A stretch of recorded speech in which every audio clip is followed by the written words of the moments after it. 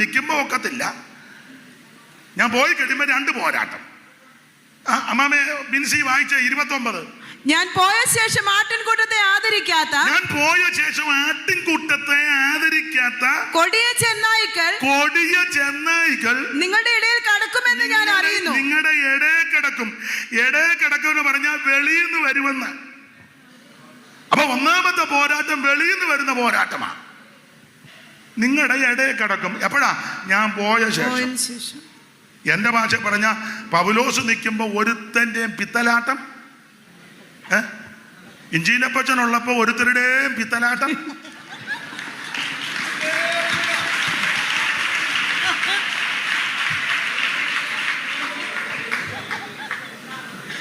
എന്നാ ബാബുചാനൊരു അപ്പനുള്ളപ്പോ അപ്പന്റെ മുന്നിൽ ചെന്ന് ഇത് തന്നെ പൗലോസ്. ഞാൻ പോയ ശേഷം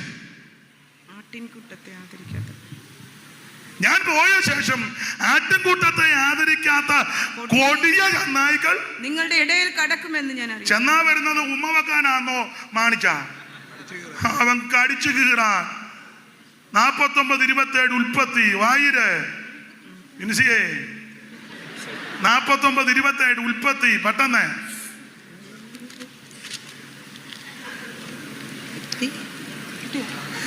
അതുങ്ങളെ തപ്പുക. ബെന്യാമീൻ കടിച്ചു കീറുന്ന ചെന്നായ്. സഭയ്ക്കകത്ത് വരുന്നത് സഭയെ നശിപ്പിക്കാനാ, കടിച്ചു കീറാനാ വരുന്നത്. പാവപ്പെട്ട ദൈവമക്കളെ കടിച്ചു കീറാൻ, ആരാധിക്കുന്ന ദൈവമക്കളെ കടിച്ചു കീറാൻ, പ്രാർത്ഥിക്കുന്നവനെ കടിച്ചു കീറാൻ, ഉപവസിക്കുന്നവനെ കടിച്ചു കീറാൻ, ആത്മാവിൽ ബലപ്പെടുന്നവനെ കടിച്ചു കീറാൻ. ഇന്ന് രാത്രി അങ്ങനെയുള്ള പോരുകടമേൽ ദൈവമക്കൾ ജയമെടുക്ക. കയ്യം കെട്ടി വായും പൂട്ടിയിരിക്കാതെ ഇന്ന് രാത്രി ജയമെടുക്ക്. നിന്നെ കടിച്ചു കീറുവാൻ, നിന്നെ നശിപ്പിക്കുവാൻ, തകർത്ത് കളയുവാൻ വരുന്ന ദുഷ്ട വ്യാപാരങ്ങളെ, കാനം സെന്ററിനെ കടിച്ചു കീറുവാൻ, അവൻ ദൈവദാസന്മാരെ കടിച്ചു കീറുവാൻ, സഭകളെ കടിച്ചു കീറുവാൻ. ഞാൻ ദൂതാ പറയുന്നത് ഏറ്റെടുത്ത് വിടുതലെടുക്ക്. ഇന്ന് രാത്രി ഈ സെന്ററിനോട് വിടുതലാകട്ടെ. ദൈവത്തിന് മഹത്വം.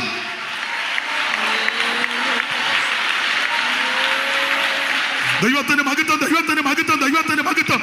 ഇന്ന് രാത്രി ഇവിടെ ആരാധിക്കുമ്പോൾ ഓരോ സഭയ്ക്ക് വിടുതലാകട്ടെ. ആസിയിലെ സഭകൾക്ക് വിടുതലായതുപോലെ ഇന്ന് രാത്രി വിടുതൽ. ദൈവത്തിന് മഹത്വം. പൗലോസ് പറയാ, ഞാൻ പോയ ശേഷം ആട്ടിൻകൂട്ടത്തെ ആദരിക്കാത്ത കൊടിയ ചെന്നായ്ക്കൾ നിങ്ങളുടെ ഇടയിൽ കടക്കുമെന്ന് ഞാൻ അറിയുന്നു. എന്നാ ചെന്നായെ കണ്ട് പേടിച്ചെന്ന് തോന്നുന്നു. ആട്ടിൻകൂട്ടത്തെ ആദരിക്കാത്ത കൊടിയ ചെന്നായ്ക്കൾ നിങ്ങളുടെ ഇടയിൽ കിടക്കും. വെളിയിൽ നിന്ന് വരും. രണ്ടാമത്തെ പോരാട്ടം അടുത്തത്. ശിഷ്യന്മാരെ തങ്ങളുടെ പിന്നാലെ വലിച്ചു കളയുവാൻ ഉപദേശം പ്രസ്താവിക്കുന്ന പുരുഷന്മാർ നിങ്ങളുടെ ഇടയിൽ നിന്നും എഴുന്നേൽക്കും. ഒന്ന് വെളിയിൽ നിന്ന് വരുന്ന പോരാട്ടം, അത് കടിച്ചു കീറാൻ വരുന്നതാ. 2 നിങ്ങളുടെ ഇടയെന്ന് തന്നെ വിപരീതോപദേശം എഴുന്നേൽക്കും. പെന്തിക്കോസിന്ന് തന്നെ എഴുന്നേൽക്കും. IPC തന്നെ ഇനി എന്നാ എഴുന്നേക്കാന്? അല്ല, കാനം സെന്ററിൽ നിന്ന് തന്നെ കൈയൊക്കെ ഇങ്ങനെ ഒക്കെ വെക്കുമ്പോ എനിക്കറിയാൻ കേറി ഏക്കുന്നുണ്ടെന്ന്. പൗലോസ് പറയാ, ഞാൻ പോയി കഴിയുമ്പോൾ 2 പോരാട്ടം. 1 വെളിയിൽ നിന്ന് വരുന്ന പോരാട്ടം, 2 അകത്ത പോരാട്ടമാ. ശിഷ്യന്മാരെ തങ്ങളുടെ പിന്നാലെ വലിച്ചു കളയുവാൻ വിപരീത ഉപദേശം പ്രസ്താവിക്കുന്ന പുരുഷന്മാർ നിങ്ങളുടെ ഇടയിൽ നിന്ന് എന്ന് പറഞ്ഞാൽ ദുരുപദേശക്കാർ എഴുന്നേക്ക് വന്ന് അങ്ങനെ എഴുന്നേക്കുന്നുണ്ടല്ലോ ഇഷ്ടം പോലെ. ഇച്ചിരി ആടാ, ഇച്ചിരി പാടാ, ഇച്ചിരി കൂടാ, ഇച്ചിരി കുടിക്ക, ഇച്ചിരി വലിക്ക, ഇച്ചിരി തൂക്ക, ഇച്ചിരി വടിക്ക, ഇച്ചിരി കണ്ടിക്ക. അത്യാവശ്യം നാണം ഒന്ന് മറയ്ക്കുന്നതിന് മതി തൂണി, അല്ലെങ്കിൽ അധികം ഒന്നും എല്ലാം ഇച്ചിരി ഇച്ചിരി അങ്ങനല്ലേ. ഇപ്പം 28 കെട്ടിന് പോകാം, മാമോദിസയ്ക്ക് പോകാം, ആണ്ടിയാത്രത്തിന് പോകാം, അടിയന്തരത്തിന് പോകാം, ഇൻകിലാബ് വിളിക്കാൻ പോകാം, പാർട്ടിയുടെ പരിപാടിക്ക് പോയി ബൂത്തിലിരിക്കാം, ബാലറ്റ് പേപ്പറൊക്കെ കൊണ്ട് എന്നാ പരുങ്ങുന്നേ. എന്തും ചെയ്യാം. പാച്ചോറ് കഴിക്കാം, അരവണ പായസം കഴിക്കാം, ഈസ്റ്റർ ആഘോഷിക്കാം, ക്രിസ്തുമസ് കേക്ക് മുറിക്കാം, നക്ഷത്രം തൂക്കാം. നമുക്ക് ഒക്കുന്നെങ്കിൽ ഒരു കരാളിന്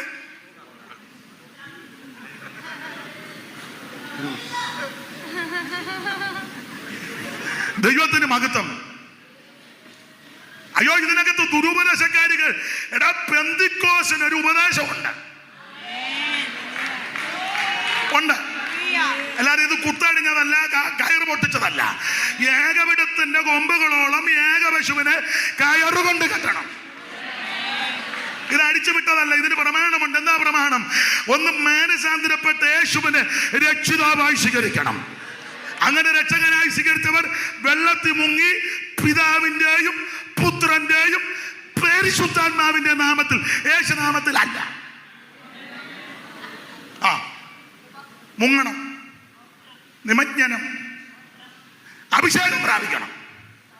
എന്തുവാ പറയാനേ? അങ്ങനെ മുങ്ങുകയല്ലെന്നാണോ, മുങ്ങിയെന്നാണോ? എന്തുവാ പുള്ളി പറഞ്ഞേ? ഒന്നും പറഞ്ഞില്ല. ഒന്നും പറയാതിരിക്കുന്നതാ ഇപ്പം നല്ലത്. ദൈവത്തിന് മഹത്വം. അഭിഷേകം പ്രാപിക്കണം. ഇത് ആരുടെ കുത്തകയല്ല, ദൈവത്തിന്റെ ദാനമാണ്. സഭയ്ക്കകത്ത് വരുന്ന സകല ആൾക്കാരും അഭിഷേകം പ്രാപിച്ച് ആത്മസ്നാനത്തിൽ നിറഞ്ഞ് ദൈവത്തെ ആരാധിക്കണം. നീ വേർപാട് പാലിക്കണം. ലോകക്കാരെ പോലെ മറ്റുള്ളവരെ പോലൊന്നും കുത്തടിയാൻ നമുക്ക് പ്രമാണമില്ല. നമുക്ക് പ്രമാണമുണ്ട്. ലേവ്യ പുസ്തകം 18:1 വായിച്ച യഹൂദനോട് പറഞ്ഞ പ്രമാണം. ലേവ്യ 18:1 പെട്ടെന്ന് വായിര്, പെട്ടെന്ന് ലേവ്യ 18:1. യഹോവ പിന്നെയും മോശയോട് അരുളി ചെയ്തത്, നീ ഇസ്രായേൽ മക്കളോട് പറയേണ്ടതെന്നാൽ, ഞാൻ നിങ്ങളുടെ ദൈവമായ യഹോവയാകുന്നു. നിങ്ങൾ പാർത്തിരുന്ന മിസ്രയീം ദേശത്തിലെ നടപ്പ് പോലെ നിങ്ങൾ നടക്കരുത്. നിങ്ങൾ നടക്കരുത്. ഞാൻ നിങ്ങളെ കൊണ്ടുപോകുന്ന കനാൻ ദേശത്തിലെ നടപ്പ് പോലെയും അരുത്. രണ്ട് നടപ്പും വേണ്ട. ഇവിടെ നേരത്തെ പാർത്തെടുത്ത് ഒന്നും ഇതിനകത്ത് വേണ്ട. ഇനി ചെല്ലുന്ന നാട്ടില് അമോര്യരും ഹിത്യരും ഹിർവ്യരും അർഗ്യരും പെരിശ്യരും യബൂസ്യരും ഒക്കെ ഉണ്ട്. അവർക്ക് വേറെ നടപ്പുണ്ട്. അതും പാടില്ല. പിന്നെന്തുവാ? ഞാൻ നിങ്ങൾക്കൊരു പ്രമാണം തന്നിട്ടുണ്ട്. ഞാൻ തരുന്ന പ്രമാണം പോലെ വേണം നിങ്ങൾ നടക്കാൻ. അത് പുതിയ നിയമത്തിലേക്ക് വരുമ്പോൾ നിങ്ങൾ അവിശ്വാസികളോട് ഇണയില്ല, പിന്നെ വിഗ്രഹത്തിന് ദൈവാലയത്തോട് പണ്ടൊരാൾ വായിച്ചു കൊടുത്തു, വിഗ്രഹങ്ങൾക്ക് ദൈവാലയത്തോട് എന്തോ ഒരു യോഗ്യത. വായിച്ച പുള്ളിക്കും വലിയ തിട്ടമില്ല. പുള്ളിയും പറഞ്ഞു, എന്തൊരു യോഗ്യത. ദൈവമക്കൾ വേർപാട് പാലിക്കണം. നാടോടുമ്പോൾ നടുവേ കൂടുതൽ. പെന്തിക്കോസിന് ഉപദേശമുണ്ടെന്ന് ചില ആൾക്കാർ ധരിച്ച ഉപദേശവും പ്രമാണവും ഒന്നുമില്ല. എന്നല്ല, ഇതിന് കർക്കശമായ പ്രമാണമുണ്ട്.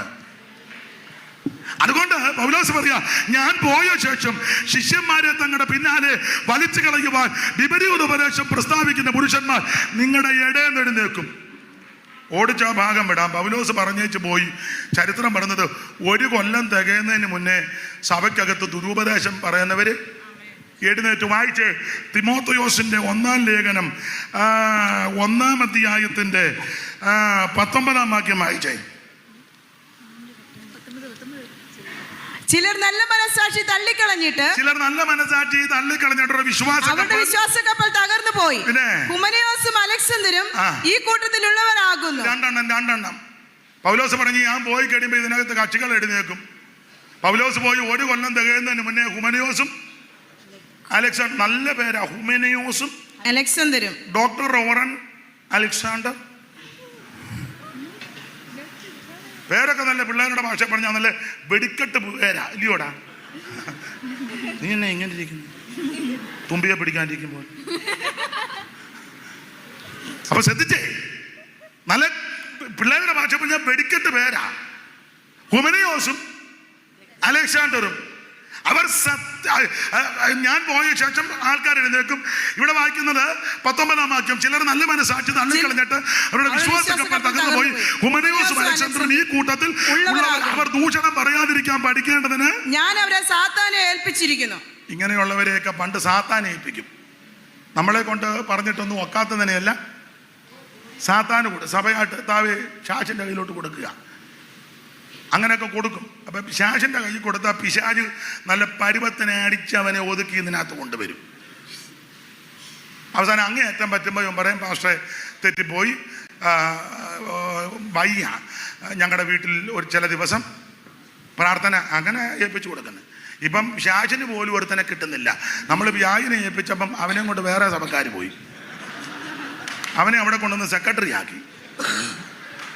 പിശാചു ഇപ്പൊ കടന്ന് കരയുക, ദൈവമേ വല്ലപ്പോഴും ഒരെണ്ണത്തിനെ കിട്ടുന്നത്, അതിന് അവരും കൊണ്ടുപോയി.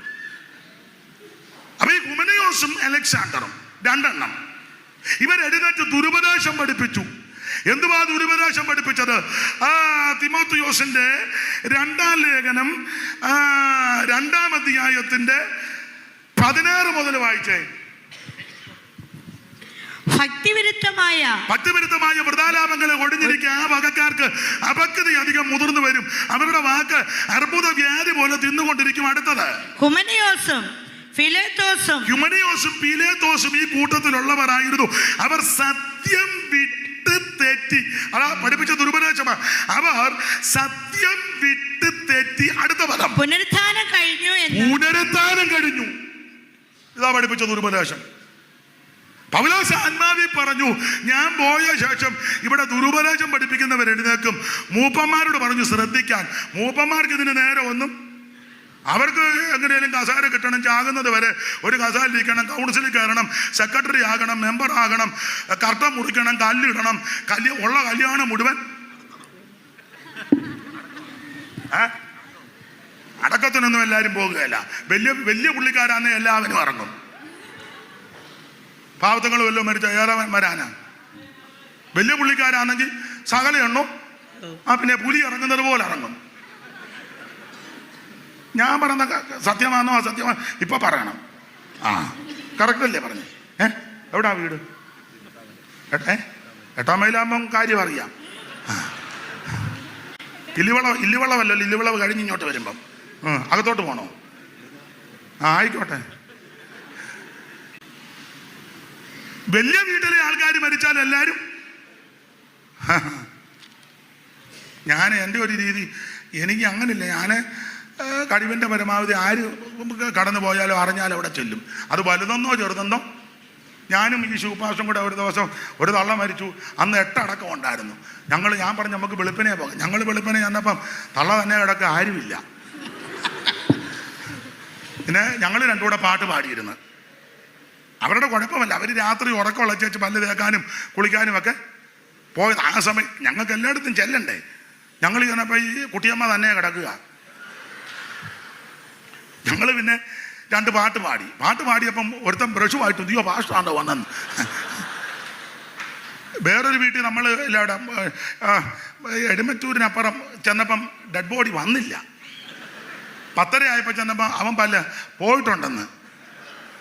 അല്ല, ഞാൻ പറഞ്ഞത് ചെറിയവൻ്റെയും വലിയവൻ്റെയും എടുക്ക പോണമല്ലോ. ദൈവത്തിന് മഹത്വം. അപ്പൊ അത് ആ വിഷയം നമുക്ക് വിടാം. അപ്പോൾ ഇവര് പോയി കഴിഞ്ഞപ്പോ 2 പേര് എഴുന്നേറ്റ് ദുരുപദേശം. ഇവര് പഠിപ്പിച്ച ദുരുപദേശമാ അവൻ പുനരുത്ഥാനം കഴിഞ്ഞു എന്ന് പറഞ്ഞ് ജനത്തെ തെറ്റിച്ചു. പുനരുത്ഥാനം കഴിഞ്ഞെന്ന് പൗലോസ് പഠിപ്പിച്ചു പോയത് പുനരുത്ഥാനം കഴിഞ്ഞിട്ടില്ല. നമ്മൾ പുനരുത്ഥാനത്തിനായി കാത്തിരിക്കുക. ഇനി എത്രയും അല്പകാലം കഴിഞ്ഞിട്ട് വരുവാനുള്ളവൻ വരും. തനിക്കായി കാത്തിരിക്കുന്ന വിശുദ്ധന്മാരുടെ രക്ഷയ്ക്ക് അവിടുന്ന് പാപം കൂടാതെ രണ്ടാമതും പ്രത്യക്ഷപ്പെടും. സഹോദരന്മാരെ, മാംസരക്തങ്ങൾ ദൈവരാജ്യം ഇതൊക്കെയാ പഠിപ്പിച്ചത്. പക്ഷെ ഒരുവൻ മരിച്ചവൻ എങ്ങനെ വരുമെന്നും ഏതുവിധം ശരീരത്തോടെ വരുമെന്ന് ചോദിക്കുന്നു. മൂഢ, നീ വിതയ്ക്കുന്നത് ചത്തില്ല എങ്കിൽ തനിയായിരിക്കുന്നു. നീ വിതയ്ക്കുന്നത് ഗോതമ്പിന്റെയോ മറ്റു വല്ലതിന്റെയോ മണികൾ എത്ര ദൈവമോ ഓരോന്നിനും നിന്റെ ശരീരം കൊടുക്കുന്നു. സകല മാംസം ഒരുപോലുള്ള മാംസമല്ല. പക്ഷികളുടെ മാംസം വേറെ, കന്നുകാലികളുടെ മാംസം വേറെ, പക്ഷികളുടെ മാംസം വേറെ, മൃഗങ്ങളുടെ മാംസം വേറെ. ഭൗമ ശരീരമുണ്ട്, സ്വർഗീയ ശരീരമുണ്ട്. ഭൗമ ശരീരങ്ങളുടെ തേജസ് വേറെ, സ്വർഗീയ ശരീരങ്ങളുടെ തേജസ് വേറെ. സൂര്യന്റെ തേജസ് വേറെ, ചന്ദ്രന്റെ തേജസ് വേറെ, നക്ഷത്രങ്ങളുടെ തേജസ് വേറെ. നക്ഷത്രവും തമ്മിൽ തേജസ് കൊണ്ട് ഭേദമുണ്ട്. മരിച്ചവരുടെ പുനരുത്ഥാനോ അവനെ തന്നെ. ദ്രവത്വത്തിൽ വിതയ്ക്കപ്പെടുന്നു, മാതൃത്വത്തിൽ ഉയർക്കുന്നു. അപമാനത്തിൽ വിതയ്ക്കപ്പെടുന്നു, തേജസ് ഉയർക്കുന്നു. പ്രാകൃത ശരീരം വിതയ്ക്കപ്പെടുന്നു, ആത്മിക ശരീരം ഉയർക്കുന്നു. പ്രാകൃത ശരീരമുണ്ടെങ്കിൽ ആത്മിക ശരീരമുണ്ട്. ഒന്നാം മനുഷ്യൻ ഭൂമിയിൽ നിന്ന് മണ്ണ് കൊണ്ടുള്ളവൻ, മറ്റവൻ സ്വർഗീയൻ. നാം മണ്ണ് കൊണ്ടുള്ളവന്റെ പ്രതിമ ധരിച്ചതുപോലെ സ്വർഗീയന്റെ പ്രതിമയും നാം ധരിക്കും. അതാ നമ്മുടെ പ്രത്യാശ, ഇതാണ് നമ്മുടെ പ്രത്യാശ.